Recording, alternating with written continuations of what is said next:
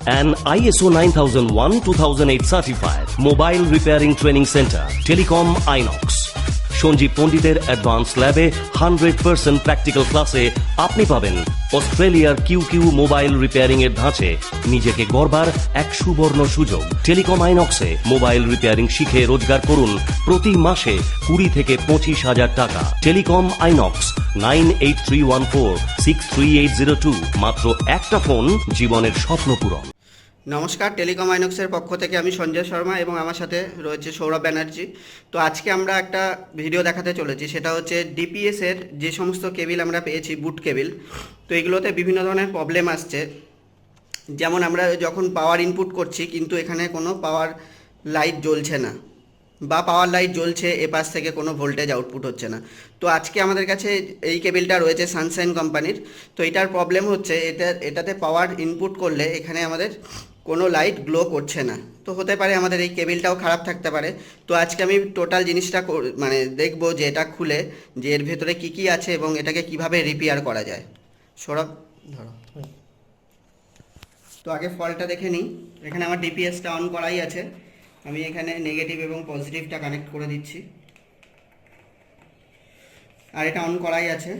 তো অন করা অবস্থাতেও দেখতে পাচ্ছি আমাদের এখানে আমাদের যেটা হয় গ্রিন কালারের পাওয়ার এলইডিটা জ্বলে। তো এখানে কিন্তু লাইট জ্বলছে না। তো হতে পারে এই কেবিলটা কোথাও প্রবলেম থাকতে পারে, যার জন্য ভোল্টেজ ঢুকছে না, তার জন্য লাইট জ্বলছে না। তো আমি এটাকে এখন খুলে দেখব কি করা যায়। তো এটাকে ডিসকানেক্ট করে নিলাম। তো ফার্স্টে স্ক্রুগুলো আগে ওপেন করে নিই।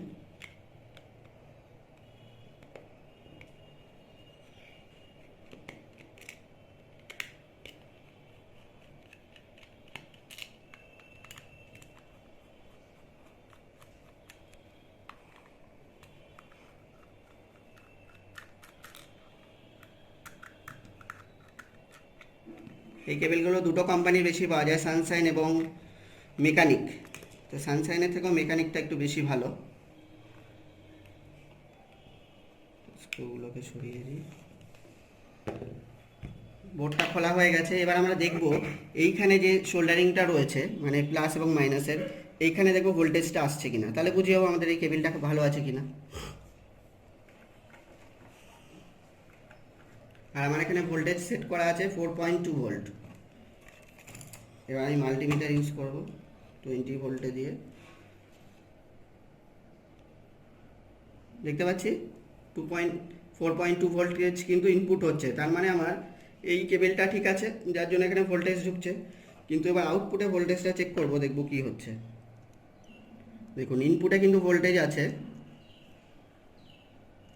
আউটপুটে কোনো ভোল্টেজ নেই। তার মানে আমার এই বোর্ডটার মধ্যে কোথাও সমস্যা হতে পারে। তো চলুন বোর্ডটা খুলে নিই। তো এখানে দুখানা স্ক্রু আছে।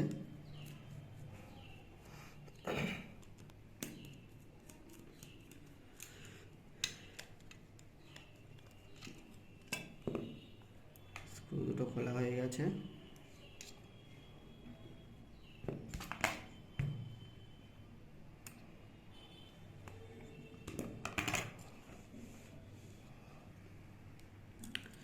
তো এইগুলোতে যেটা বেসিক্যালি প্রবলেম হয়, এর আগেও আমি এই কেবিল ঠিক করেছি, তো সুতরাং একটা আইডিয়া রয়েছে। তো এই কেবিলে যেটা প্রবলেম বেসিক্যালি হয় সেটা হচ্ছে এখানে একটা আইসি আছে। এই আইসি নাম্বারটা আমি দিয়ে দেবো ভিডিওর ভেতরে ছবির আকারে দিয়ে দেবো। তো এই আইসিটা সব থেকে বেশি খারাপ হয়ে যায়। এই আইসিটার কাজ হচ্ছে ইনপুট যেই ভোল্টেজটা আছে রেগুলেটিং করে সেটা আমাদের এই পাশে পাস করানো। আর এই কেবিলটার স্পেশালিটি কি, এখানে কি 5 ভোল্টের বেশি কিন্তু এখান থেকে আউটপুট হবে না। মানে এই পাশ থেকে ইনপুট আমি যাই করি, যদি 5 ভোল্টের ওপরে হয়ে যায় তো এটা কাট অফ হয়ে যায় লাইনটা, এ পাশ থেকে আর ভোল্টেজ যাবে না। ফলে কি হচ্ছে, আমাদের অনেক সময় হয় বেশি ভোল্টেজ দেওয়াতে মোবাইল খারাপ হয়ে যায়।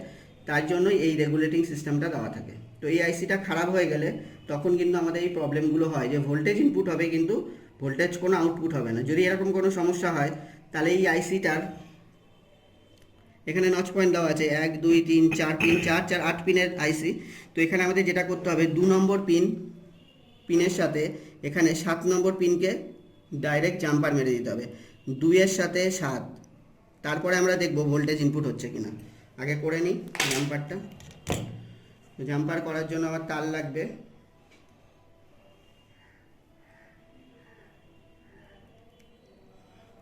তো এই তারটা আমি ব্যবহার করব এখানে, ফুল কপার ওয়্যার।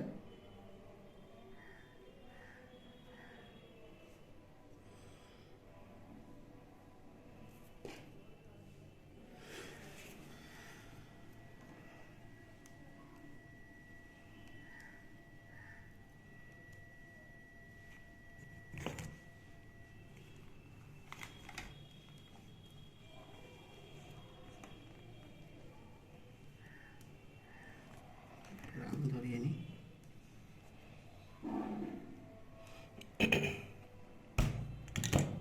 এবং আইসিটার পিনে একটু পেস্ট দিয়ে নিই।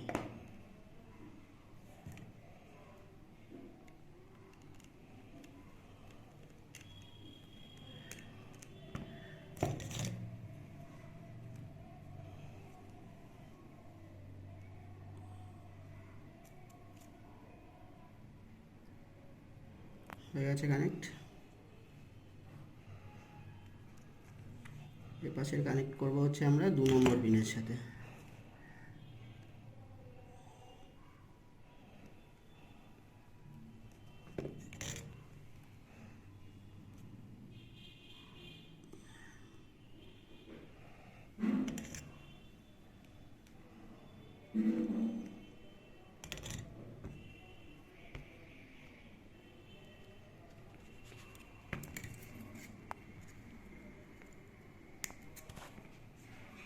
হয়ে গেছে, ভালো করে দেখে নিই জাম্পারটা। 2 এর সাথে 7। এবারে আমি পাওয়ার ইনপুট করে দেখব কোনো পাওয়ার আউটপুট হচ্ছে কিনা, তাহলে বুঝতে পেরে যাবো আমাদের কাজটা সাকসেসফুল হলো কিনা। দেখুন পাওয়ার এলইডি কিন্তু জ্বলছে সবুজ কালারের। আমি একবার অফ করে দিই, বন্ধ হয়ে গেল, জ্বলে গেল। এবার আমি ইনপুট এবং আউটপুটের ভোল্টেজটা চেক করব।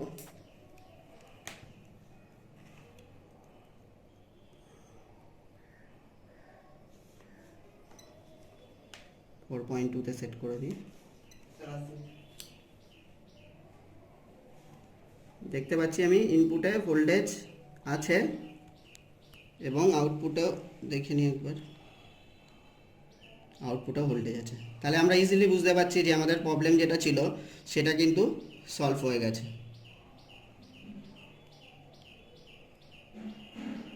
এপাশেও দেখে নিই আমাদের যেটা দিয়ে আমরা অন করি মোবাইলকে।